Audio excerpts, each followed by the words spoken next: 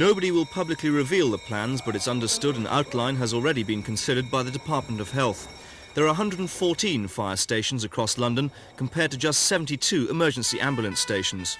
What the fire brigade may offer is a tighter network for emergency responses. The plans appear to suggest a paramedic role for fire crews with medically trained personnel, but it's not known how full emergency ambulance cover would be organised. In some areas like Putney, amalgamation would be simple, where fire and ambulance are already on neighbouring sites.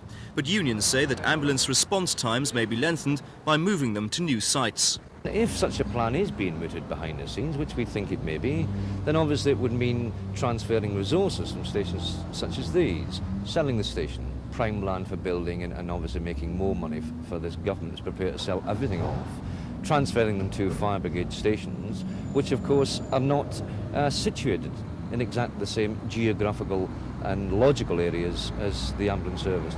So how soon do you think we could see ambulance and fire brigade being linked together?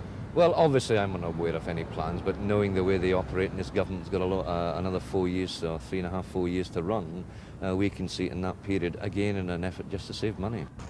The removal of the ambulance service's emergency role could leave the way open for a possible privatisation of their taxi or transport function. This afternoon, Jerry Clarkson, the London Fire Brigade's chief officer, said he had a duty to consider suggestions by the Audit Commission on possible ways of making his service more cost-effective and more efficient. The Audit Commission, in a recent report, investigated the cost and efficiency of Britain's fire service, comparing it to other countries. They covered manning, equipment and employment conditions and asked if firemen's skills could take over emergency ambulance work in certain areas. But Mr Clarkson added that he didn't know of any planned talks. Mark Longhurst for Thames News.